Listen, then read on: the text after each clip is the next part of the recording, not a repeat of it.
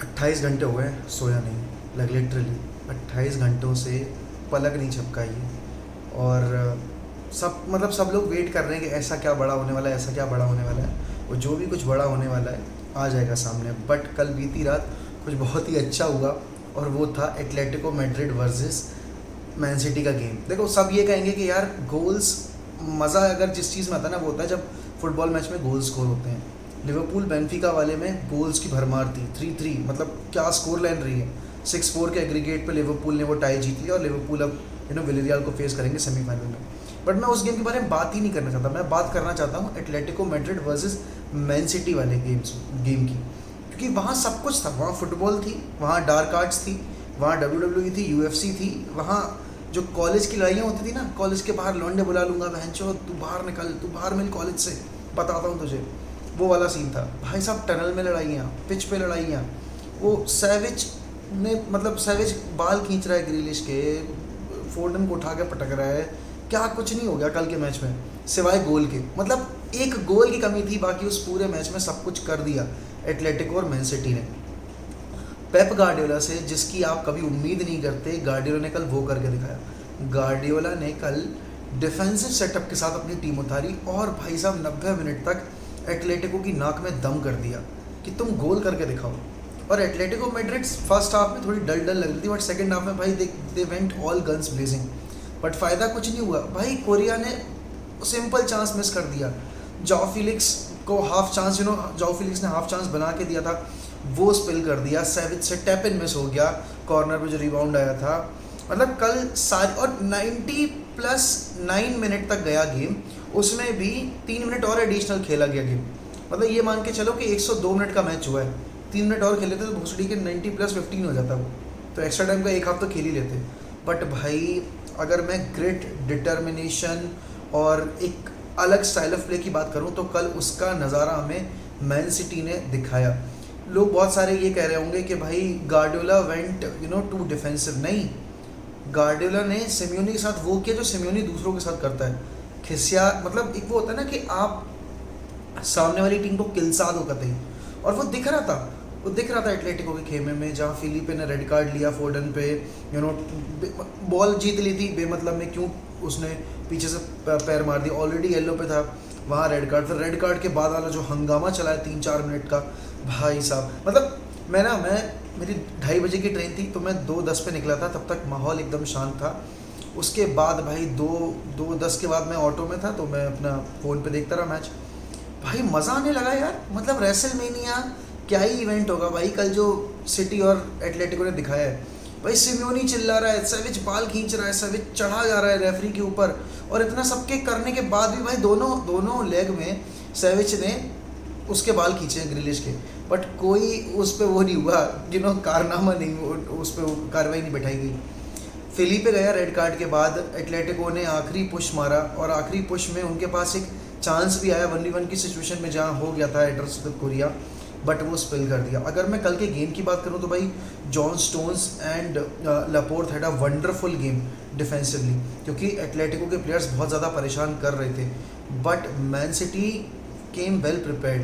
देखो केडीबी को इंजरी हुई है, वॉकर को इंजरी हुई है, आधे गेम में आपका कैंसेलो खेल रहा था लेफ्ट बैक, फिर वो उसको बाद में राइट पे अकोमोडेट होना पड़ा।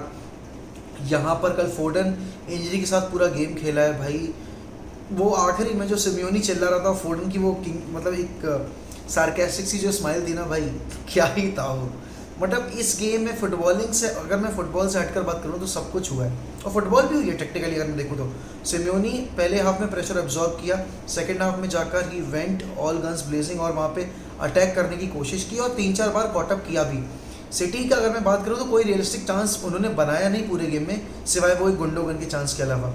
बट देखो यही बात होती है कि आपको रिजल्ट ग्राइंड करना आना चाहिए, और हर बार आप अटैकिंग फुटबॉल खेलकर मैच नहीं जीत सकते, कभी कभी आपको डिफेंसिवली भी जाना पड़ता है, और कल वही किया मैन सिटी ने। कल यहाँ पे अगर मैं बाकी प्लेयर्स की बात करूँ तो भाई फर्नांडिनो का बहुत बढ़िया रोल था, आपके जो अपफ्रंट प्लेयर्स खेल रहे थे मारेस वगैरह, उनका बहुत सही रोल था भाई। उन्होंने मतलब एक तरीके से जो होता है ना कि सामने वाली टीम को मजबूर कर देना खिसियाने पे, अपने कंफर्ट जोन से बाहर आके खेलने पे, कल सिटी ने वो करवाने की कोशिश की, और उसमें वो बहुत हद तक सफल भी रहे। गार्डियोला से मैच के बाद पूछा गया कि what are your thoughts on the game और ओपोनेंट के बारे में, तो उसने साफ मना कर दिया कि ना मुझे रेफरी के बारे में बात करनी है, ना मुझे ओपोनेंट टीम और मैनेजर के बारे में बात करनी है। देखो सिमियोनी का सबको पता है भाई कि मतलब बहुत ही अलग किस्म का इंसान है, वो अपनी टीम को गंदगी मचाने पे भाई मजबूर करता है, और वो कल वही तो हो रहा था।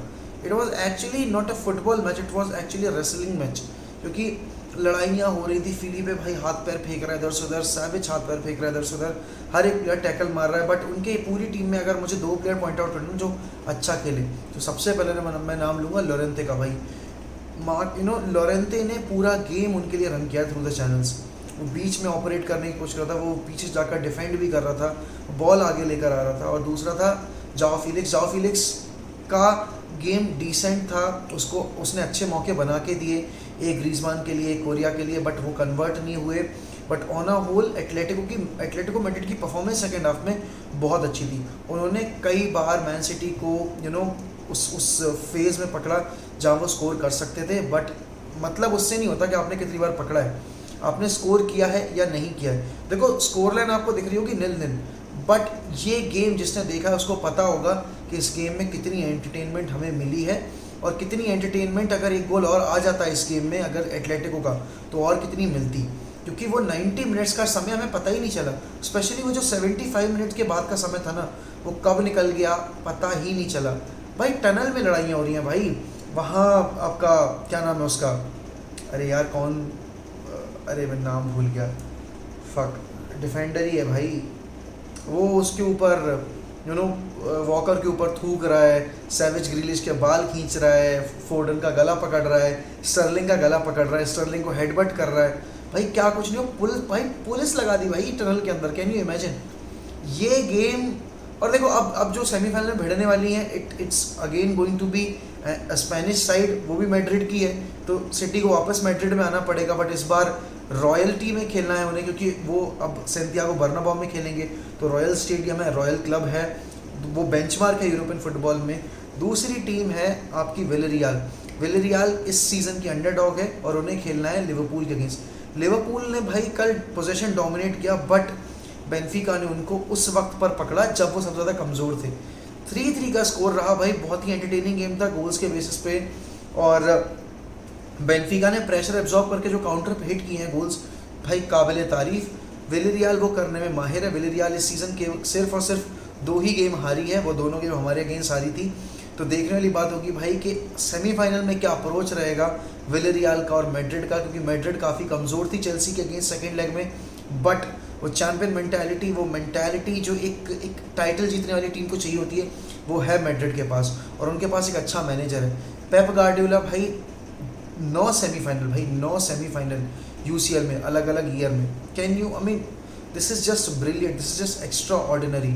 और सिटी ने लास्ट सीज़न फाइनल खेला था, इस सीज़न फिर वो कंटेंशन में है फाइनल खेलने के, अगर वो मैड्रिड को हरा देंगे तो प्रोग्रेस आपने देखी है सिटी के लिए पेप गार्डियोला के अंडर। और वही चीज़ सेम मैं कह सकता हूँ लिवरपूल के लिए, क्योंकि उनका ये 4 साल में दूसरा फाइनल होगा, 5 साल में ये तीसरा फाइनल होगा, और 4 साल में आई गेस ये तीसरा फाइनल होगा, ऐसा ही कुछ है।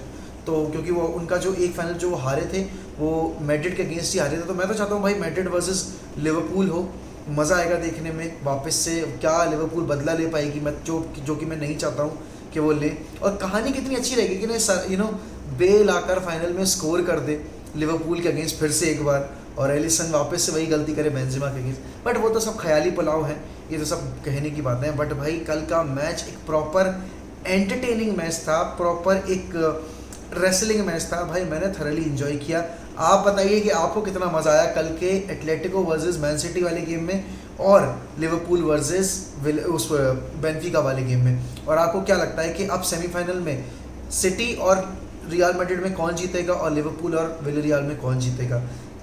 Is it going to be an all English final once again, जो लास्ट ईयर हुआ था सिटी वर्सेस चेल्सी जब हुआ था, या फिर इस बार होगा सिटी वर्सेस लिवरपूल, या फिर हमें देखने को मिलेगी Liverpool versus Chelsea, Liverpool versus Chelsea नहीं, मैड्रिड वर्सेस लिवरपूल, या फिर हमें देखने को मिलेगी सिटी वर्सेस विलेरियल, या फिर हमें देखने को मिलेगी all Spanish semifinal Real Madrid versus Villarreal. तो कमेंट में बताइए, लाइक करना मत भूलिएगा और चैनल को सब्सक्राइब करना मत भूलिएगा। Till then good bye.